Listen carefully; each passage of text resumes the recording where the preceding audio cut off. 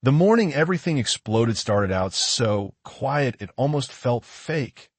One of those cold Tennessee dawns where the mist hangs low over the water and the whole world smells like wet pine needles and black coffee. My younger brother Mason was already down at the dock before sunrise, sitting in his wheelchair with a fishing rod balanced across his lap, humming some old Johnny Cash song under his breath like he always did when his mind was finally calm for once. Then 3 sheriff cruisers came tearing down our gravel driveway, hard enough to spray rocks against my garage door like gunfire. And I remember standing there in my socks, staring at those flashing lights thinking, well, somebody just made the worst mistake of their entire life. See, Mason wasn't some criminal hiding from the law. The man lost both legs outside Kandahar 6 years earlier. Came home with a Purple Heart, nerve damage, nightmares that could shake the walls at 2 in the morning, and the only thing that ever seemed to quiet his head was fishing on our family lake. That dock was therapy to him. Better than pills, better than VA counselors, better than pretending he was okay at cookouts while people thanked him for his service and then avoided eye contact when he couldn't climb stairs. Our grandfather dug that lake himself back in the 70s with a borrowed excavator and pure Appalachian stubbornness. 12 acres of land tucked just outside a fancy subdivision called Briar Glen Estates. The kind of neighborhood where everybody suddenly drives a luxury SUV the second they become middle management somewhere. Grandpa used to joke that rich people loved pretending they lived in the country as long as nobody nearby actually looked country. Then came Celeste Holloway. Now, listen. Every neighborhood has that one person who mistakes a homeowners association for Congress. Celeste was that person wrapped in designer perfume and fake smiles. She moved into Briar Glen about 8 years earlier from somewhere in Arizona, immediately got herself elected HOA president, and started acting like God had personally appointed her protector of property values. First time she marched onto our land, she was wearing white pants and heels that kept sinking into the mud while some terrified surveyors stumbled behind her carrying folders. I still remember the sound of her bracelets jingling before she even opened her mouth. "Mr. Grayson," she said, looking around our lake like she was inspecting a crime scene, "there seems to be confusion regarding ownership of this waterfront area." I leaned against my truck and said, "Funny. We've owned it since Nixon was in office, and somehow only you seem confused." Her smile tightened right there. "The HOA legal team believes portions of this lake overlap community land." That sentence alone told me exactly who I was dealing with, because wealthy control freaks always say things like legal team instead of lawyer. Makes them feel important. I walked inside, grabbed Grandpa's original deed paperwork, and handed it over. Clear survey lines, county records, tax maps, everything.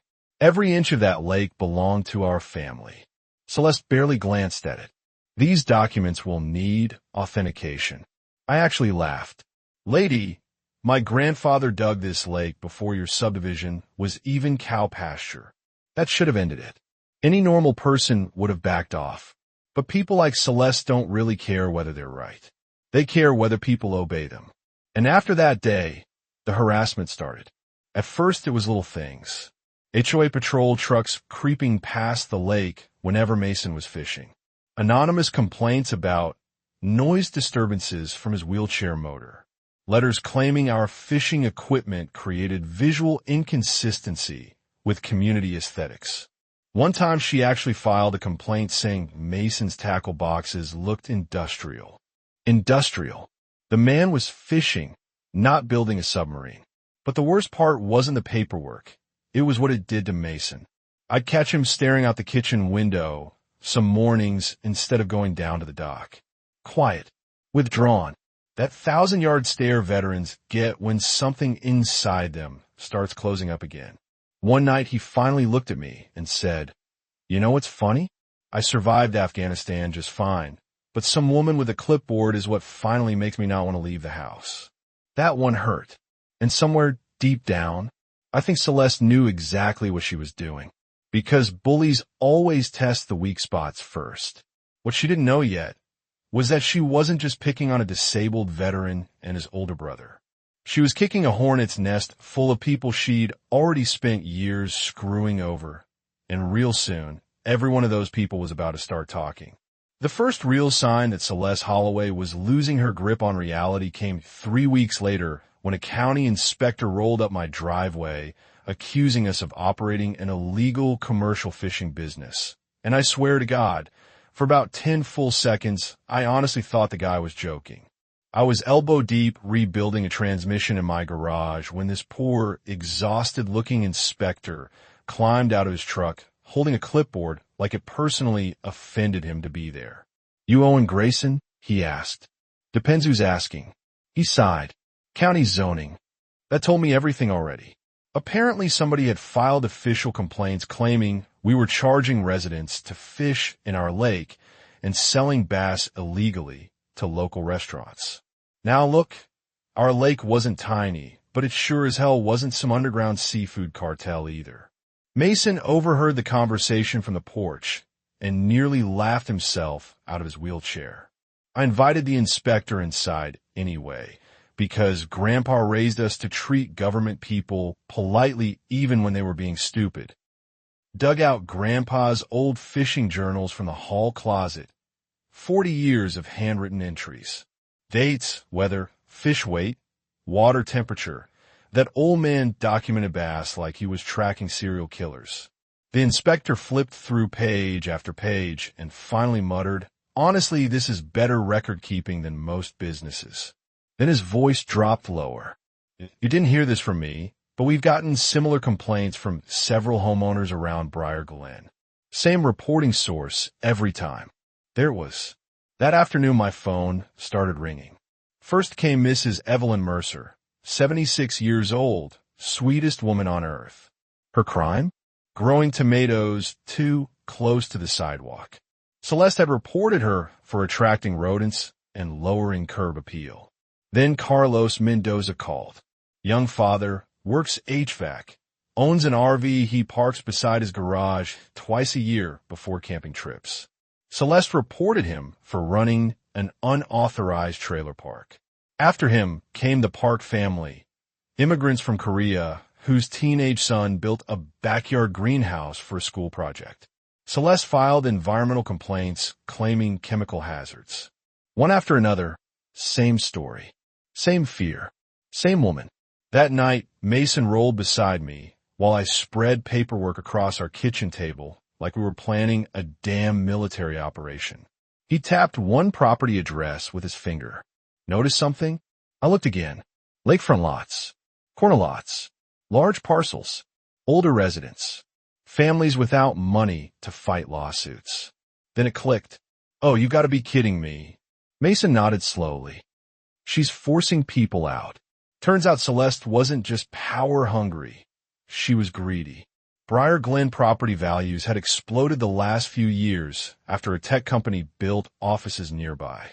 Investors were sniffing around everywhere looking for land. And somehow, every family getting harassed by the HOA happened to own desirable property. Mason leaned back in his chair and stared toward the lake through the kitchen window. "In the Army," he said quietly, "we had people who'd soften villages before private contractors moved in. Pressure campaigns. Make life miserable enough, people leave on their own." That sentence sat heavy in the room, because suddenly this wasn't neighborhood drama anymore. This was strategy. And Celeste had picked the wrong damn family to run operations against. A week later, she escalated again. I woke up to county health trucks parked beside the lake, and 2 environmental inspectors wearing rubber gloves like they were about to investigate nuclear waste. Celeste had filed emergency contamination reports claiming Mason's fishing activities were polluting groundwater. Fishing. Polluting groundwater. At this point, the woman was basically inventing crimes from thin air. One inspector, Dr. Leah Bennett, actually seemed embarrassed reading the complaint aloud. Possible biological contamination from bait disposal and aquatic waste runoff. Mason looked down at the worm container beside him and deadpanned. "These night crawlers are domestic terrorists." Even Dr. Bennett laughed at that one. Still, protocol meant testing. Water samples, photos, documentation. Bureaucracy loves paperwork more than oxygen. But here's the thing about Grandpa. He trusted records more than emotions. So while Celeste relied on accusations, we relied on proof. I hired a private environmental company out of Nashville. Cost me almost $4,000 I absolutely did not have. But Mason kept saying, if we do this, we bury her with facts. 3 days later, the results came back. Our lake water was cleaner than most bottle brands. Natural spring-fed filtration. Nearly perfect balance. Shockingly low contamination levels. But the funniest part, the truly beautiful part, was what county testing found inside Briar Glen's HOA retention pond. Chemical runoff, fertilizer saturation, unsafe chlorine levels. The entire fancy subdivision Celeste worshipped so much was basically marinating itself in toxic lawn chemicals while she accused a disabled veteran of environmental damage for catching bluegill. Dr. Bennett personally came back to apologize. Mr. Grayson, your property is actually improving downstream water quality. I thought Mason might fall out of his chair laughing. But while I celebrated, Mason got quiet again. Whenever he got quiet like that, it meant his brain was connecting dots the rest of us couldn't see yet. That night he wheeled into my garage carrying his laptop. Owen, he said, you need to look at this. Turns out Celeste Holloway used to live in Scottsdale, Arizona. Before that, Colorado. Before that, Nevada. And in every single place she'd lived, there were lawsuits. Harassment claims. Real estate complaints. One elderly couple in Colorado accused her of targeting them until they sold below market value to one of her business associates. Another complaint in Arizona mentioned falsified community violations and intimidation tactics almost identical to what she'd been doing to us. Mason stared at the screen for a long moment. She doesn't just enjoy controlling people, he said quietly. This is a business model. That's when I realized something ugly about people like Celeste. They don't see neighborhoods as communities. They see them as inventory. And once Mason figured that out, everything changed. Because my brother stopped acting like a victim after that. He started acting like a soldier. The craziest thing about watching somebody unravel in real time is how they stop thinking like a normal human being. Somewhere along the line, Celeste Holloway quit trying to win and started trying to survive, and those are two very different mindsets. Winning is careful. Survival gets sloppy. Mason saw it coming before I did. About a month after the environmental disaster blew back on Briar Glen, he started installing security cameras around our property. Small ones too, hidden under the dock rails, tucked beside fence posts, mounted near the garage. I remember asking him if he thought Celeste was really dangerous. He looked out toward the lake and said, desperate people are dangerous long before they realize they're desperate. Turns out he was right. 3 nights later, around 2:30 in the morning, my phone buzzed with motion alerts. I stumbled out of bed half asleep, pulled up the camera feed, and there she was. Celeste. Hoodie pulled over her hair, creeping around my truck like a raccoon digging through trash. At first I couldn't even process what I was seeing. Then she reached into a duffel bag and slid something underneath my passenger seat. Mason was already awake behind me. Don't touch the truck, he said immediately. That tone in his voice snapped me fully awake. By sunrise, the sheriff's department was knocking at my door. Anonymous tip. Vandalism at the Briar Glen HOA office overnight. Broken windows. Spray paint. Property destruction. And somehow, during a search of my vehicle, deputies discovered paint cans and a crowbar under my seat. Except this time, Celeste had finally overplayed her hand. Because Mason calmly handed Sheriff Dalton a tablet showing crystal clear footage of her planting everything herself 6 hours earlier. I will never forget the silence that followed. Dalton watched the video once, then again, then rubbed both hands over his face like a man reconsidering every life choice that brought him to that moment. You have got to be kidding me. But it got worse.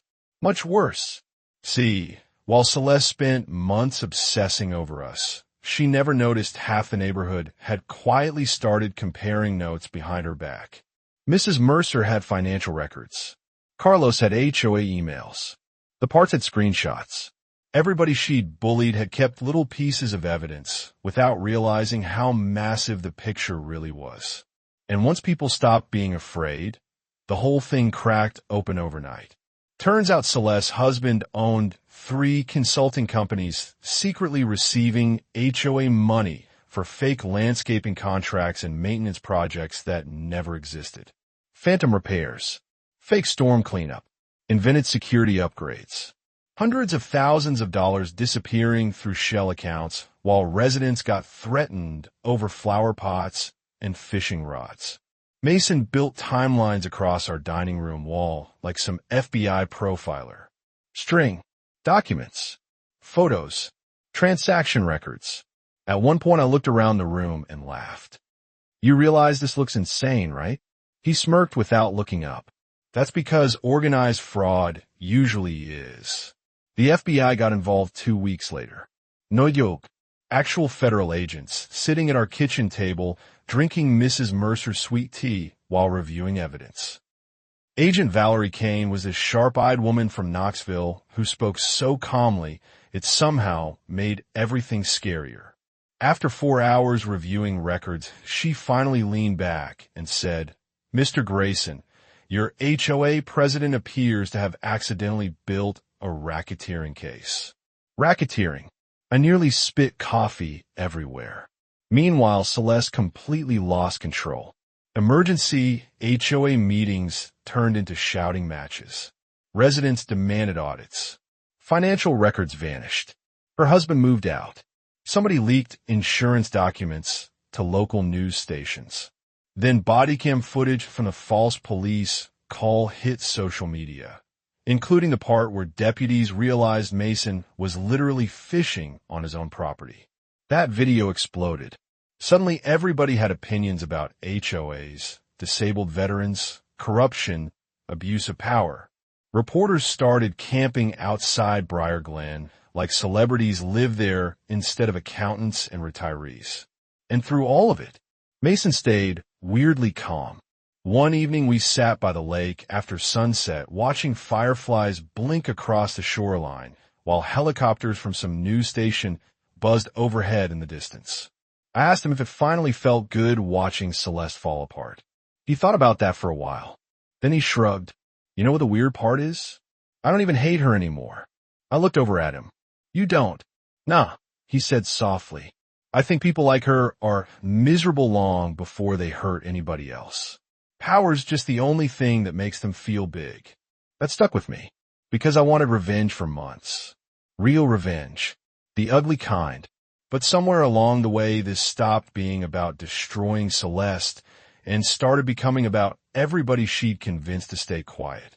3 months later, she accepted a federal plea deal. Guide froth, evidence tampering, false police reporting, embezzlement, insurance fraud. The judge sentenced her to 11 years. 11. And the strangest part? The morning after sentencing, the lake was completely still again. Same mist hanging over the water, same smell of pine and wet earth, same quiet hum from Mason's wheelchair rolling toward the dock. Like the world had finally exhaled. Now Briar Glen has a completely new HOA board. Transparent finance. Open meetings. Residents actually talking to each other again instead of spying through curtains like paranoid lunatics. Mrs. Mercer runs the community garden. Carlos teaches fishing classes for neighborhood kids every summer. And Mason finally sleeps through the night more often than he used to.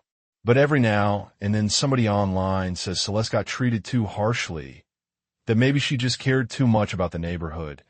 Maybe everybody overreacted, maybe power and pressure changed her. Honestly, I still don't know. What I do know is this. The second somebody starts using rules to humiliate people instead of help people, they're already dangerous whether they wear a prison jumpsuit or a business blazer. So now I want to ask you, Do you think people like Celeste are born that way? Or does a little authority slowly turn them into monsters over time? And if somebody in your neighborhood started abusing power like this, would your community stand together or stay quiet until it was too late? Let me know in the comments, because after everything that happened at that lake, I genuinely don't think most people realize how close ordinary neighborhoods can get to becoming war zones when the wrong person gets control.